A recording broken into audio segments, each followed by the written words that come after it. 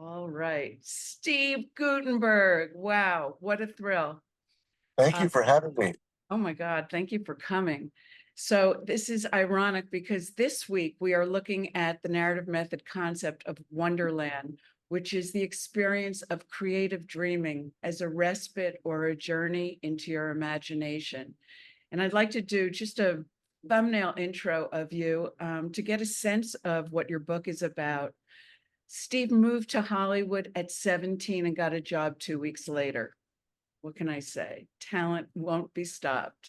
He has delighted audiences with his film and blockbuster films and TV work.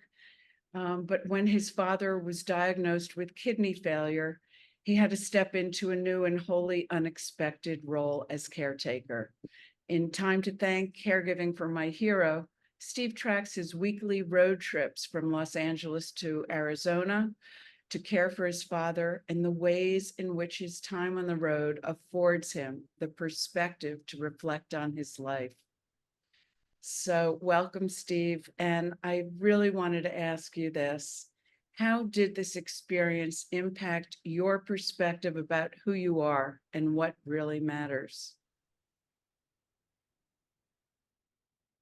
Thank you. Thanks for asking that question. The experience of being in a room with someone who's not very well brings immediately a different pain. The angels are nearby all the time when someone's sick. And I don't call it leg, but I mean something that's chronic and painful. And I would sit with my father. He was on dialysis and just sort of getting weaker. And we would sit and look at each other and sort of go deep into the universe. And in that, I mean, my dad would look at me with those coal black eyes, just shrug his shoulders as if he just couldn't believe what he's going through. And I couldn't either. And he was in such pain. You have to come in. Sorry? No, nothing. Continue.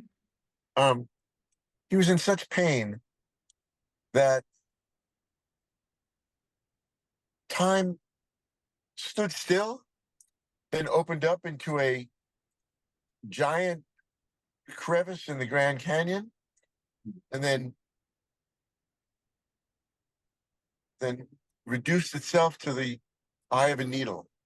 Mm. And what I found about each other and myself, to answer your question, is the human mind has a great ability to be flexible and adjust. And what I found myself doing was adjusting to the moment, to the moments. And I hadn't seen myself adjust like that ever. What was that like to be able to adjust to such agony? I didn't want to do it.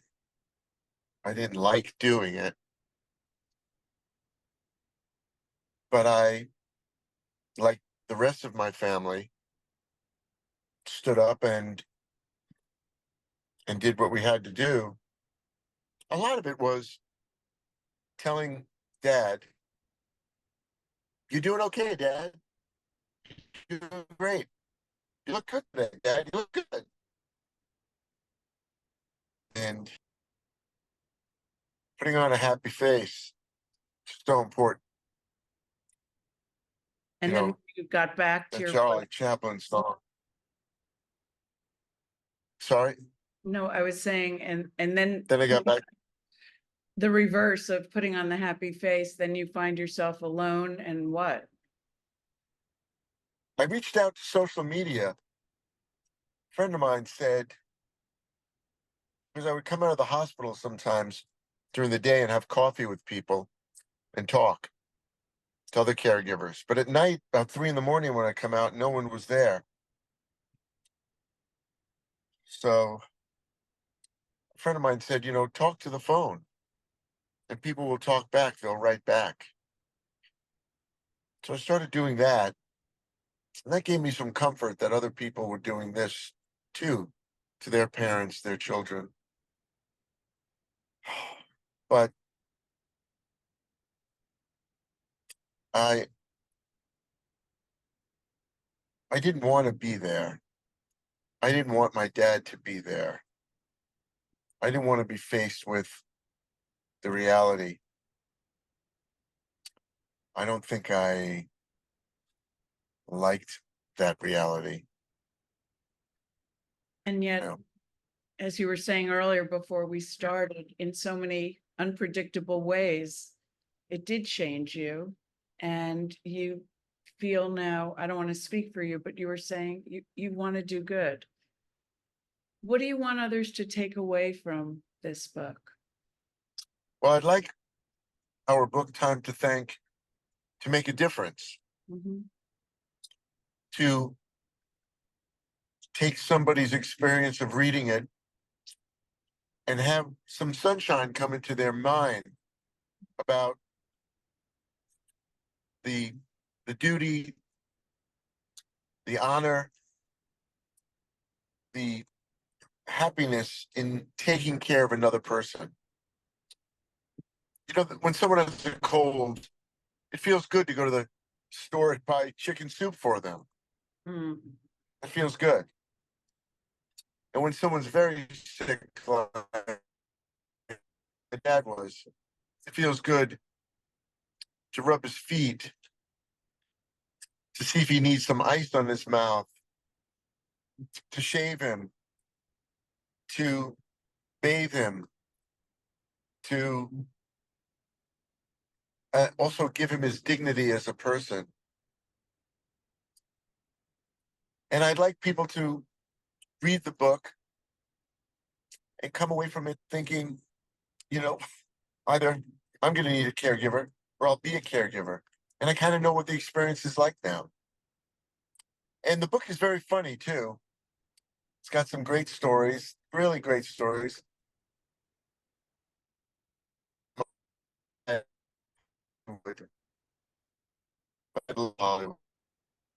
And a really cool story. you're breaking up a little bit. You were saying it's got some really funny stories. Yeah, it's got some really funny stories, especially about Hollywood. And my dad loved Hollywood. He just loved it. Um, one time I was doing a pilot, and the director was Blake Edwards, who directed the Pink Panther. And my dad was visiting, and my dad was an airborne ranger. Hmm. And about 3 in the morning, we were supposed to do a stunt where my stunt double jumps off of a 30 to 50-foot scaffold into a stunt pillow. And my dad was talking to Blake Edwards, and I think he was in the army too. And my dad told him that he was airborne. And Blake said, "Well, Stan, do you want to do the stunt?" And my dad said, "Yeah."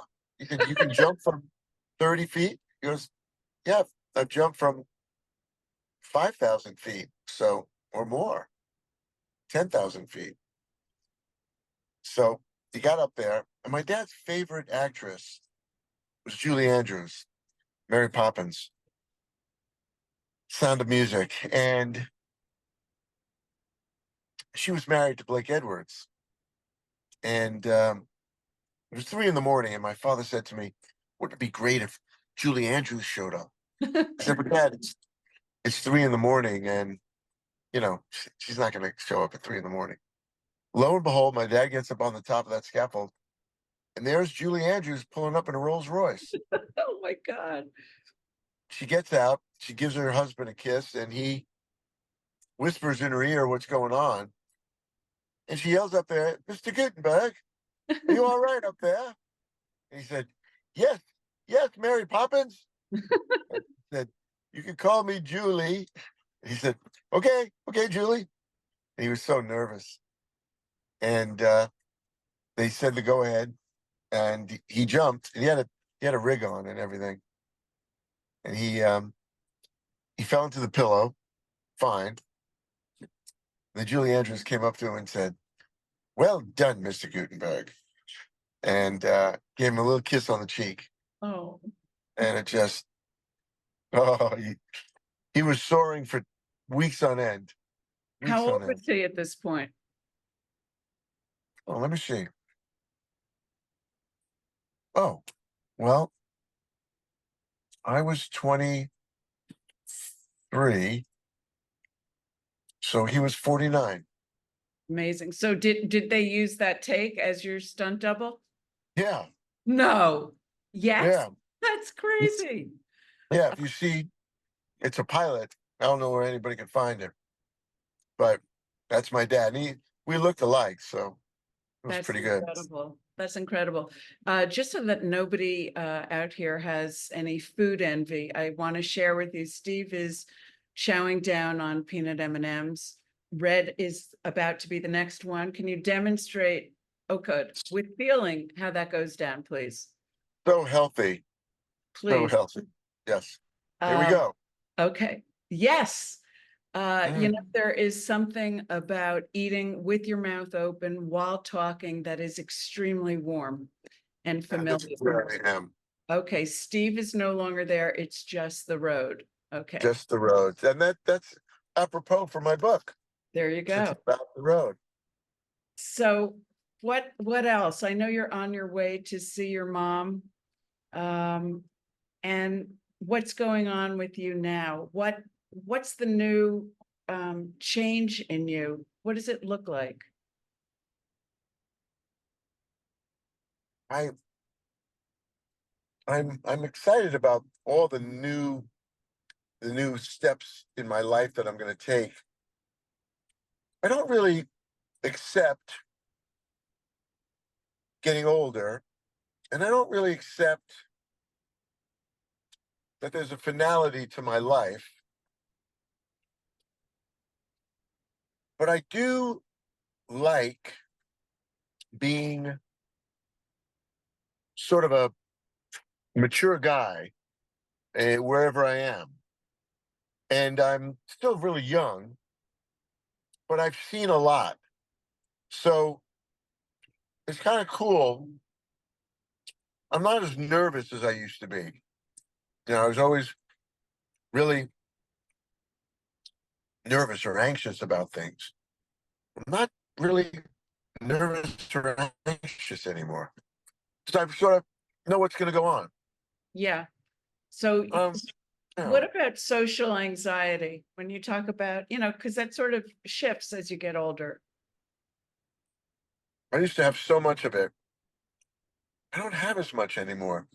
I do sometimes in my mind, I'll think and get worried about something, some social, like this weekend, I'm supposed to have some social interaction, and I start worrying. And then I go, you know, just show up. Just show up. You don't have to be the most interesting guy in the world, funniest guy in the world, smartest. Just show up and be yourself. Be a nice person. And then everything else works out. It's really helpful. And one of the things that we look at a lot in this group is that everybody deals with these insecurities, but nobody really, wants to open them up to other people. But when you do, you bond so quickly because you realize you're not alone. Everybody's got this stuff in their head. Everybody, gosh, everybody's concerned about going to a party, about having something to say when you're talking to people. Do you look good? Are you liked? Do people want you there? Will you be invited back? I think I think it's a very normal part of life. And it's really important for I other think something people. magical does occur. Say that again? Go ahead. No, I was just gonna say I it's just think that really, something magical happens. It's really no, you important. go. No, you go. Oh, I think something magical occurs at one point where you say to yourself, "I can't do this anymore because it's too bothersome Hmm. to be so worried all the time. I'm not going to be worried. Oh, and it'll be over soon, and then I'll move on to the next stuff." Exactly. Well, Yeah. I really enjoyed the ride. We're gonna give you a big tip. Oh Um, my God, 5 stars, 5 stars. 5-star, absolutely. It is so generous of you to spend this time with us. I hope you have a blast. I hope you can give comfort to your mom and the two of you can find laughter in your present as well as your memories.